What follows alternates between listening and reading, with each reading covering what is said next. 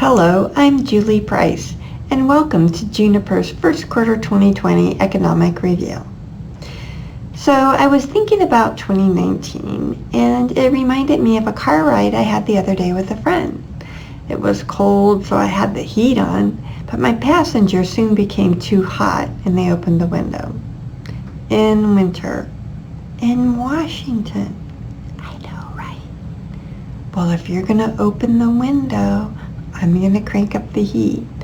So the hot air was blowing at me, and part of it was blowing out the window as wasted energy. But the net effect of the hot air and the cool air was just about right. It was warm.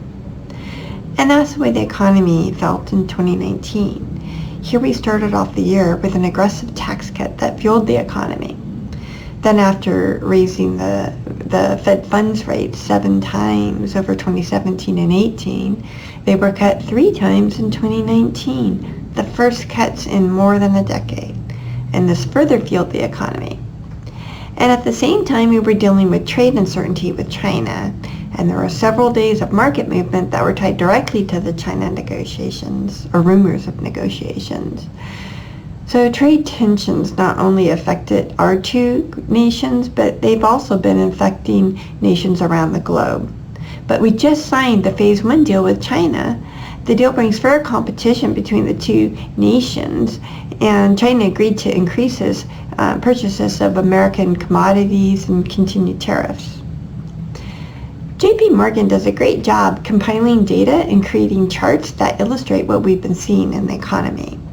Using their materials, I'll walk you through where we think we're at in the business cycle, our take on the national debt, a review of 2019, as well as an outlook for the 2020s.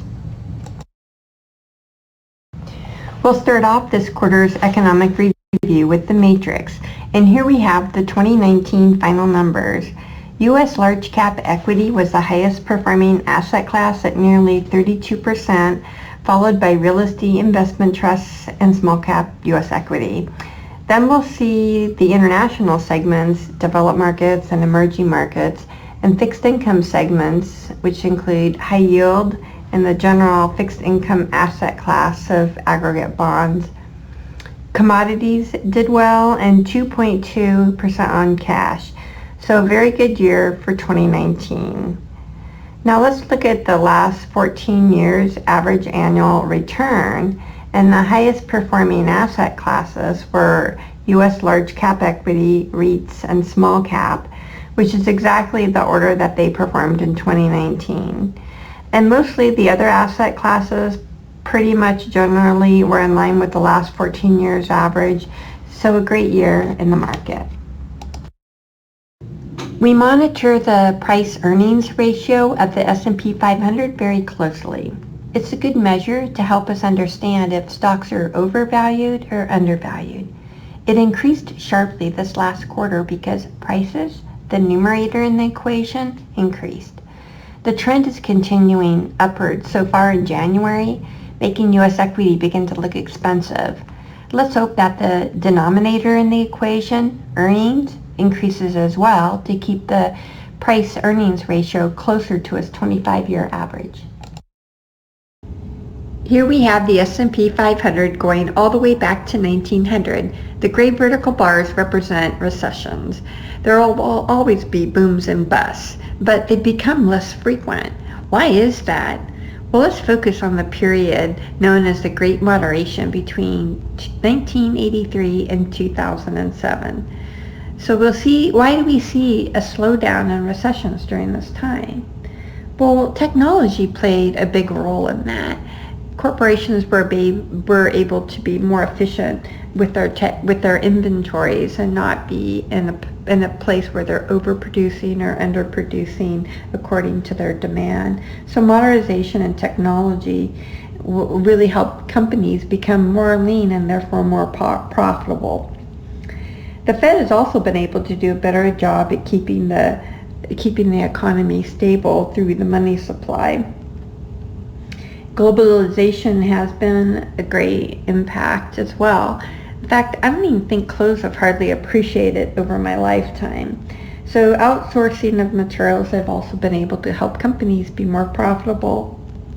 And then finally, there's just some good luck. We haven't had a major world war in a long time, and that's also contributed to a more stable economy.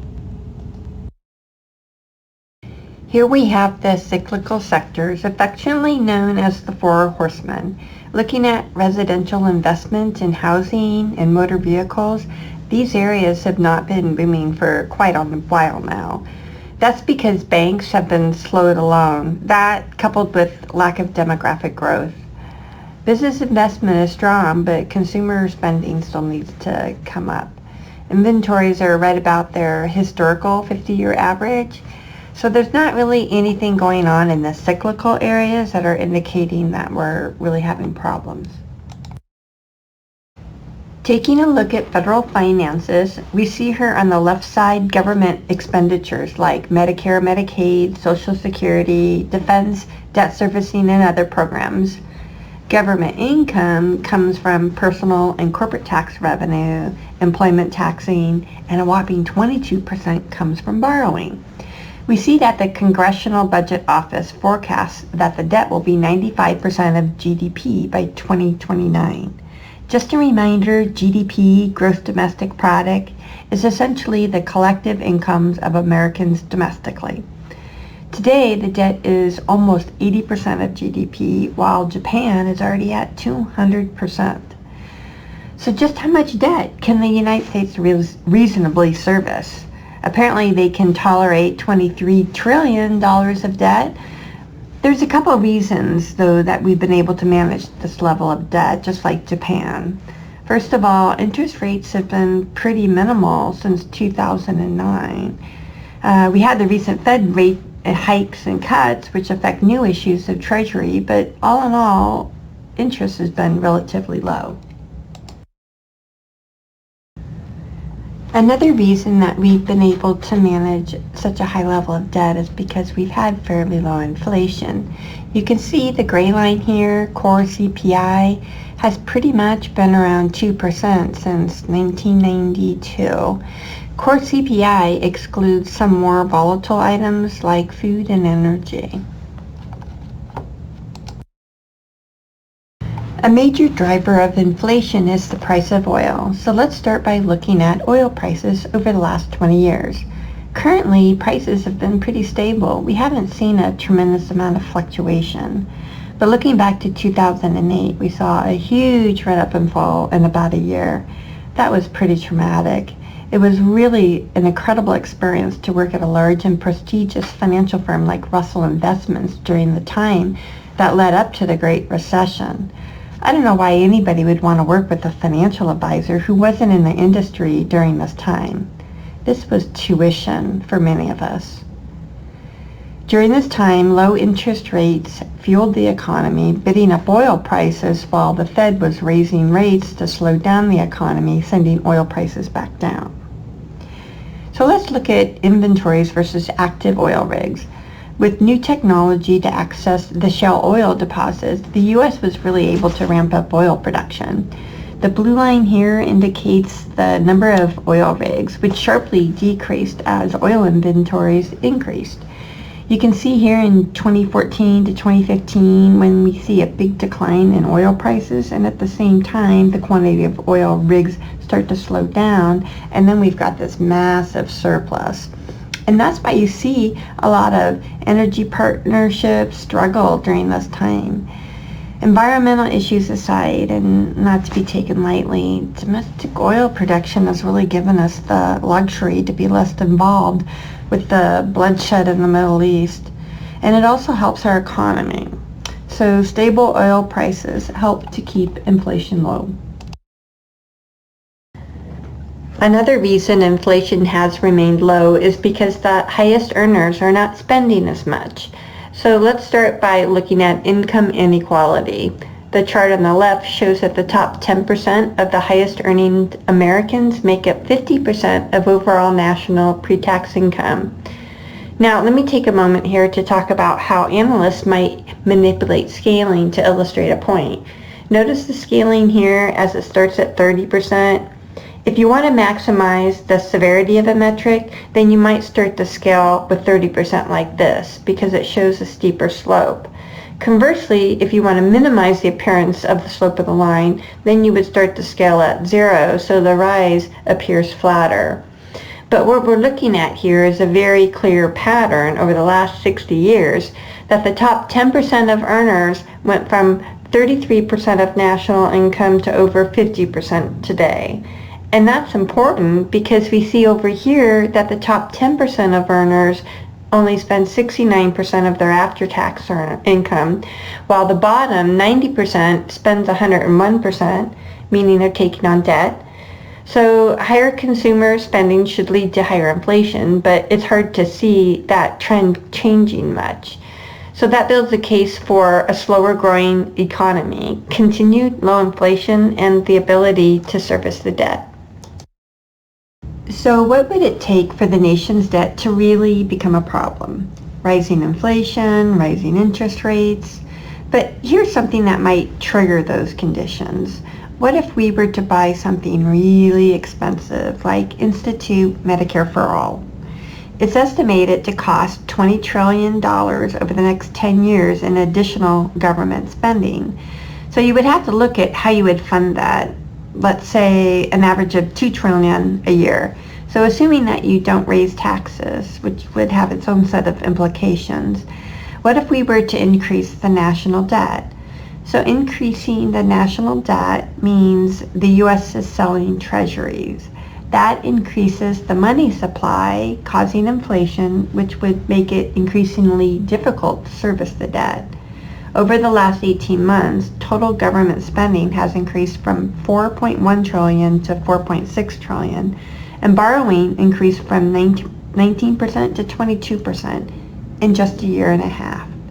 When you compare corporate tax revenue to personal tax revenue, you could build a case for wanting to raise corporate taxes to fund healthcare. Nevertheless, with low rates on the debt, we should really take advantage of that and pay down the debt. There are some really complex issues and no easy answers. So we'll watch how other nations handle their debt, like Japan. Continuing our discussion on asset class performance, let's look at bonds. The headline in the fixed income market in 2019 was the 3 rate cuts from the Fed. What was this mid-cycle rate hike that started in 2017 all about anyways? Why was the Fed tightening with strong corporate profits, stable inflation, strong consumer spending, and pretty much full employment? In part, they were looking to offset the impacts of the tax cuts starting in 2018. And then Chairman Jay Powell was getting pressure from the White House about their policy, and now he says that interest rate changes will be on hold absent a material deterioration in the economy. Some say that the Fed was trying to avoid a rate change in an election year, so maybe the soonest we might see an adjustment will be after the 2020 election. I'm not trying to get into the politics on this one, but one could see Powell wanting to avoid a conflict with the administration. The stock market, measured by the S&P 500, saw more volatility in 2019 than 2018 when looking at the number of days that the market rose or fell 0.5% or more. 2018 saw 128 of these days, while 2019 saw 147 days. So a decrease in interest rates, which led to an increase of bond prices, coupled with the stock market volatility, led to a phenomenal year in bonds. Treasuries returned 3% at the short end and 16% at the long end. Bond sectors also enjoyed returns that quite often exceeded their yields, some quite substantially, so a great year in bonds. Non-U.S. equities in developed markets had a great year, returning 22% after last year's drop of nearly 14%. When the U.S. dollar is strong, it hurts its international investors. When it's weak, it helps. In 2018, the currency effect detracted. but in 2017 it added quite significantly, which you can see here represented in purple.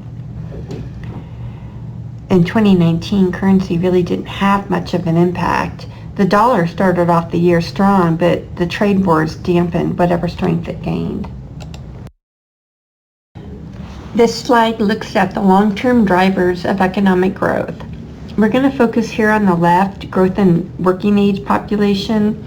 In the 1980s, 90s, and 2000s, we saw about 1% growth split between native and immigrant born. And then we see in the 2010s, the last decade, it fell in half to 0.5% growth. And the census for it predicts an even lower amount of growth in the 2020s. The birth rate is at its lowest since 1986 in the United States, so there's not a lot of hope for growth in the U.S. population. So what does this tell us? Let's look outside the U.S. for growth and potential investments. Meanwhile, the middle class in emerging market countries is expected to grow quite significantly over the next decade. And they're going to want to buy things. And I'm going to want to sell it to them. But it's going to take time. We're still viewing non-U.S. equity as a source of cheap stocks over the long term and are still maintaining the fair allocation to non-U.S. equities in client portfolios. We look at the Global Purchasing Managers Index as a leading economic indicator because it shows us if manufacturers are cooling down production in red or heating up in green. If they're buying materials for manufacturing, then it shows us that they have confidence that they will be profitable when the products are sold in the coming months. So if they're optimistic, we're optimistic. The United States is not as dependent on exports as much of the rest of the world is. And the trade war between China and the U.S. has contributed to the overall slowdown abroad. And you can see that Germany and Italy have been struggling. They've been experiencing an industrial recession, but are showing signs of improvement, so we'll continue to watch. So we're not really seeing anything indicating that a recession is lurking right around the corner.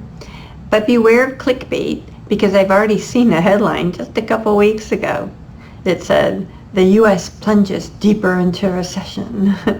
You have to first be in a recession in order to plunge deeper into it. The analytics are foreseeing slower growth in the U.S. largely due to the decreased growth in working age population with no end in sight. It's pretty tough imagining the U.S. going down a path where we're seeing a lower growing economy as a new normal, especially after such a strong performance in all areas of the market last year. But forecasted slower growth is certainly not something to ignore. So U.S. equity is starting to get a little expensive, so you may want to look toward value. We are viewing non-U.S. equities as a source of cheap stocks in the long run. And bonds is still very useful in moderating risk, and we believe in a well-diversified portfolio to manage the risk-return trade-off. And we expect the Fed to be quiet in 2020, stabilizing rates. So congratulations for making it all the way through the first quarter review. Please feel free to reach out to me if you have any questions. And if you enjoyed the video, please feel free to pass it on to your friends. Thanks so much for watching.